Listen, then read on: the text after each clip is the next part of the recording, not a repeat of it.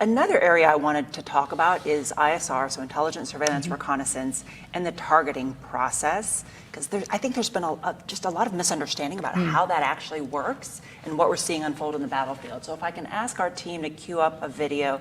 This is one of the videos that the Pentagon has put out as an example of a strike on a target in Iran.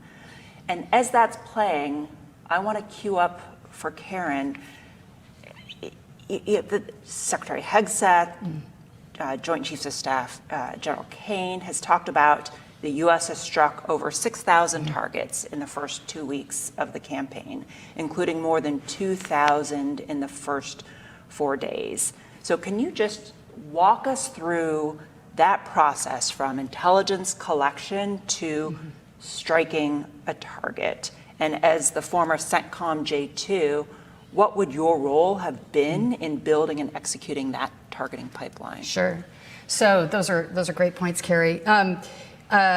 So there are deliberate targets and dynamic targets, and Emily made reference to thousands of pages of targets. You know, the Iranian op plan did in fact have an extensive target deck, maintained largely at U.S. Central Command, and you have a lot of time to build those. There's also a maintenance that's required of targets. When I was there, we were heavily engaged in Iraq. We were still deployed to Afghanistan.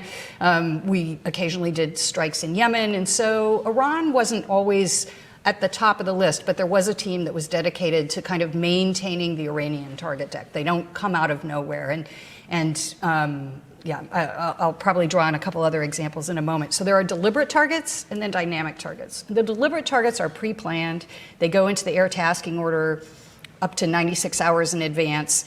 One difference here is there is not, well, we have a number of dynamic targets. We're not supporting troops on the battlefield, so there's not that kind of dynamism of calls for direct support to troops in contact, for close air support, et cetera. And that's where a lot of dynamic targets come from.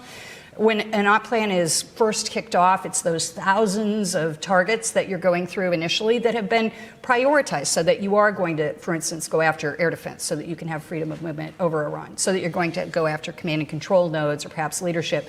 And then as you start to run out of those is when it gets really more dynamic. You're either doing restrike against targets where you didn't achieve the effect that you hoped for, or there are emerging targets, or there are mobile targets that you have to find. And that's a different problem than the deliberate targets.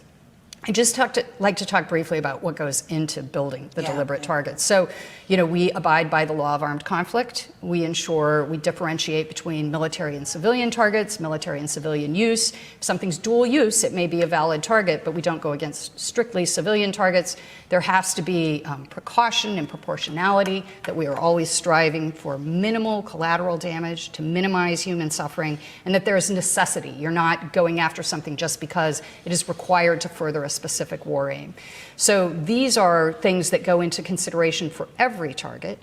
And then, as the J2, I would vet, frankly, all the targets. I can't imagine vetting this number, but I vetted all the targets for Operation Inherent Resolve if they were deliberate targets, pre-planned. And you assess, what is the quality of the intelligence that's gone into this? How current is it? You know, is it based on a human report that's 5 years old? That's not good enough anymore. And do I have multiple sources that have indicated that this is the use and purpose for that target? And then we also get a legal chop, and the intelligence community gets to look at it.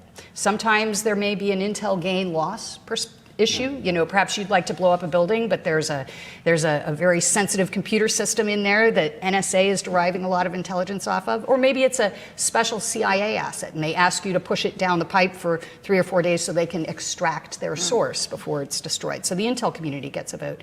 And then it goes to the 3 side. And it's actually the operators and the J3 or the commander who approve the target list. And it can be depending on the rules of engagement and target engagement authority, who has authority to approve what kinds of targets.